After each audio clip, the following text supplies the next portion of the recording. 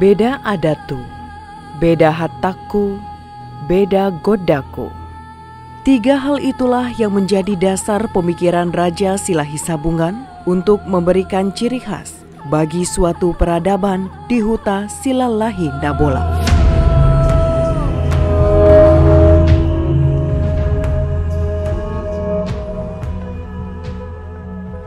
Raja Silahi Sabungan merupakan leluhur marga Silalahi yang berada di Huta Silalahi Nabola. Awal mula perjalanan Raja Silahi Sabungan di desa Silalahi ini adalah di Pasur Paranggiran atau kawasan yang dikenal sakral. Di tempat inilah Raja Silahi Sabungan banyak mendapatkan ilmu atau kekuatan dari Sang Pencipta. Di tempat ini pula lah Raja Silahi Sabungan mengasah atau menguji ilmu yang didapatnya. Seiring berjalannya waktu dan fokus melatih diri di Pasur Paranggiran, Raja Silahi Sabungan mulai membuat beberapa ciptaan atau wujud yang bisa dipahami dan dipergunakan untuk keturunannya di kemudian hari. Seperti batu sigadap, yang mana batu sigadap digunakan sebagai tempat untuk mengadili ketika ada permasalahan atau perselisihan di keturunan Raja Silahi Sabungan. Tak hanya di Pasur Paranggiran, Aeksi Paulohosa juga menjadi salah satu bukti lokasi kesaktian Raja Silahi Sabungan. Di mana menurut cerita masyarakat, Aeksi Paulohosa ini terjadi akibat permohonan Raja Silahi Sabungan kepada Tuhan Yang Maha Esa, karena sang istri, Pinggan Matio Boru Padang Batanghari, merasa letih seakan kehabisan tenaga di tengah perjalanan saat bersama Raja Silahi Sabungan.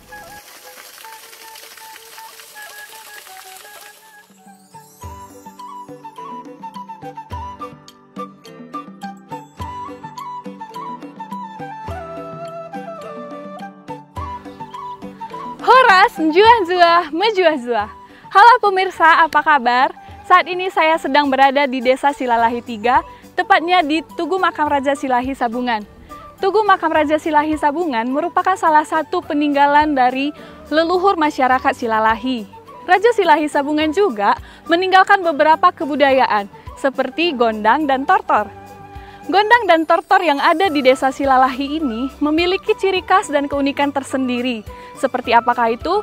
Pemirsa, saat ini saya sudah temu janji dengan Bapak Tony Sidebang, merupakan salah satu tokoh masyarakat di Desa Silalahi. Oke pemirsa, langsung aja yuk!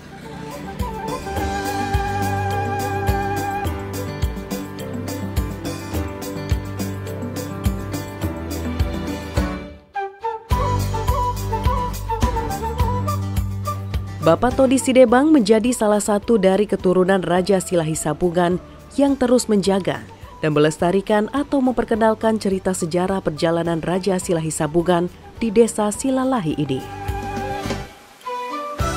Ia rutin datang dan membersihkan Pasur Paranggiran, membuka mata setiap orang yang datang tentang berbagai hal yang benar dan salah, serta tidak boleh dianggap sepele untuk menghormati cerita sejarah suatu peradaban.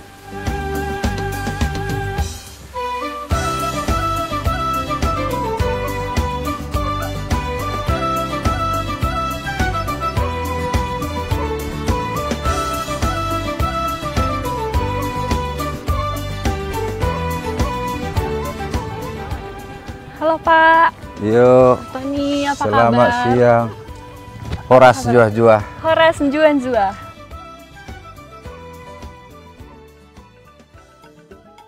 Bapak Tony Sidebang juga turut menjadi pemandu di Tugu Makam Raja Silahi Sabungan ini. Dengan penuh kebanggaan, ia akan menyampaikan rentetan perjalanan Raja Silahi Sabungan bagi siapa saja yang datang ke Tumaras atau Tugu Makam Raja Silahi Sabungan.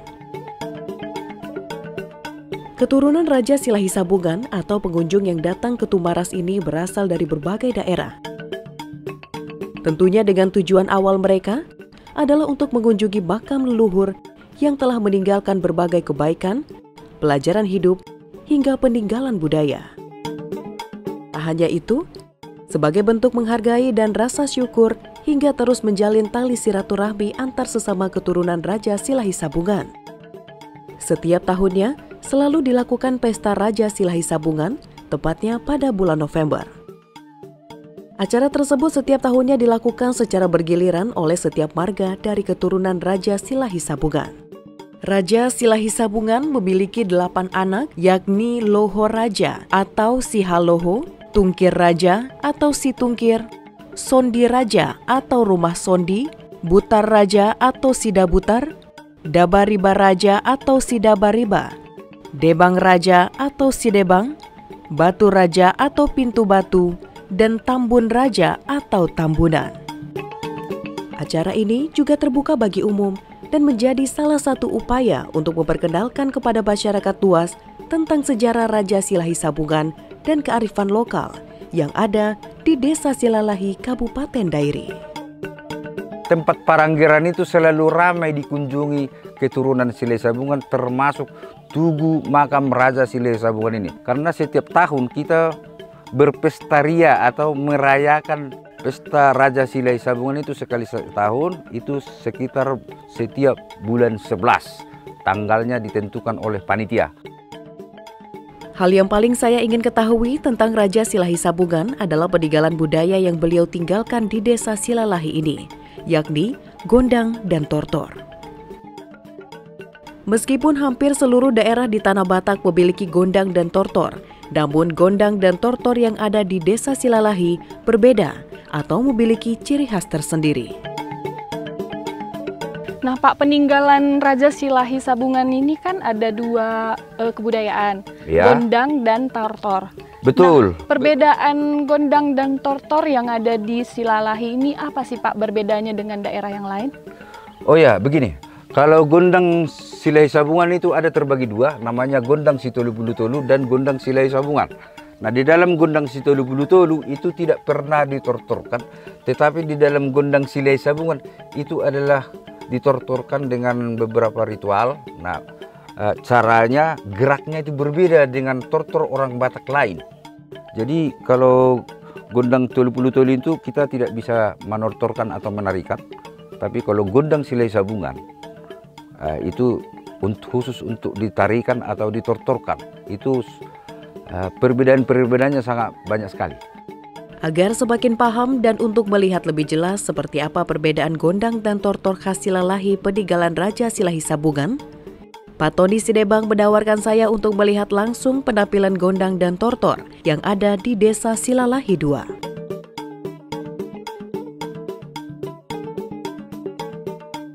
Masyarakat di Desa Silalahi memiliki rasa cinta yang besar terhadap peninggalan leluhurnya.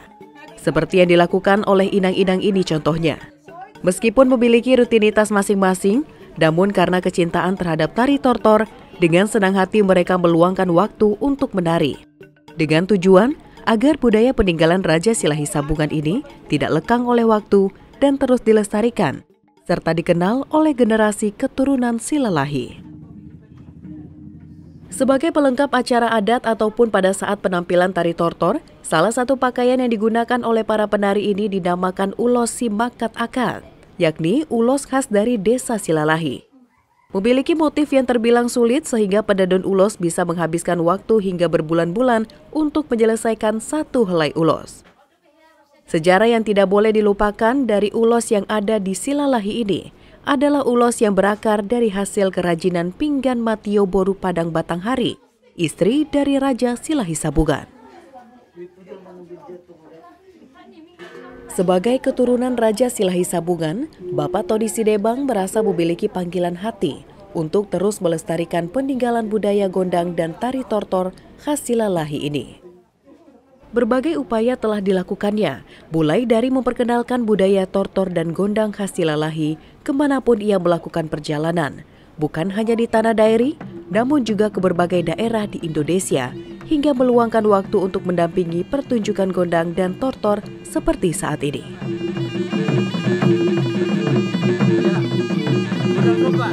Semakin penasaran, saya mencoba untuk memberanikan diri menghampiri Inang untuk belajar tari tortor khas Silalahi. Halo Inang. Halo. Duh, bagus banget nari. menarinya. Iya. Boleh diajari nggak ya, Nang? Boleh. Penasaran banget soalnya. Ini Iya. apa namanya ya, Nang? Ulus apa? makatakan. Oh, Iya. boleh dipinjam nggak ya? Nang? Boleh, boleh. Ini aja ya. Ya, pinjam ya. Ya, dipinjam. Ya. Oke, kayak mana caranya? Gini, Nang, gini, narinya? sini. Nah, gini dulu. Gini. Nah, 1, 2, 3. Buka tangannya. Oh, dibuka. Ke kanan. 1, Kanan, 2, tengah. 3. Udah itu ke bawah. Nah, kita menerser ya. Menerser. Iya. Gini kakinya. Kakinya. Iya. 1, 2, 3. 1, 2, Oh, 3. segitiga. Iya, Oke. iya. Ulangin. 1, 2, 3. 1, 2, 3. Ke atas ini.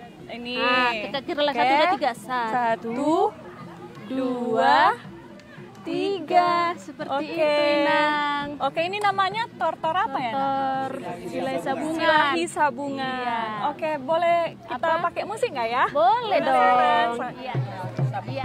Kini saya telah melihat secara langsung seperti apa perbedaan tortor yang ada di Desa Silalahi.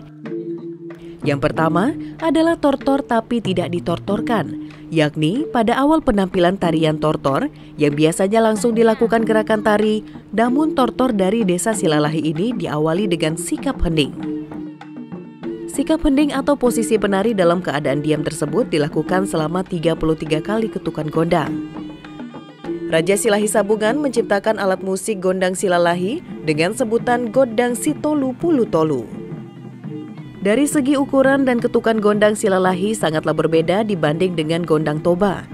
Begitu juga dengan alat musik pendukung gondang Silalahi seperti sarune yang memiliki ukuran lebih kecil dari sarude Toba dan juga ukuran gongnya lebih kecil.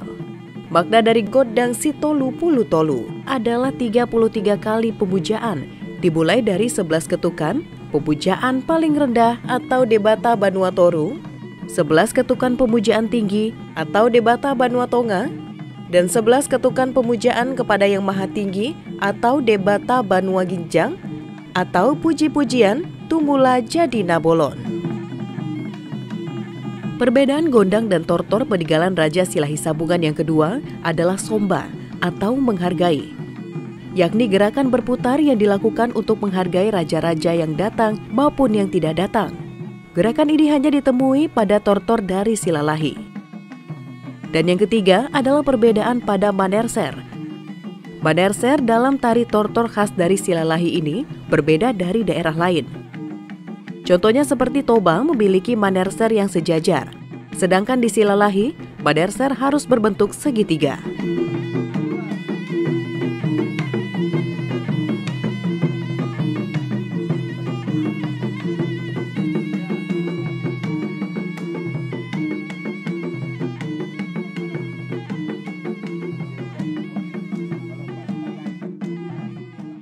Menjelajah alam Silalahi Nabolak membuat saya semakin bersyukur dapat melihat berbagai keindahan dan kekayaan budaya serta keramah tamahan masyarakatnya dalam balutan peninggalan sejarah leluhur.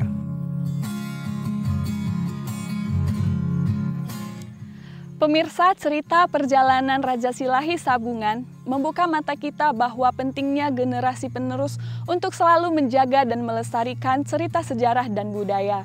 Salah satunya, semangat dari generasi penerus Silalahi yang masih saja melestarikan cerita sejarah dan budaya mereka berupa gondang dan tari tortor ciri khas Silalahi. Eta tu Silahi Sabungan, tao nabola, naso hahabangan nilali. Saya Irma Devriani Hasibuan, Horas, juan jua, mejuah jua.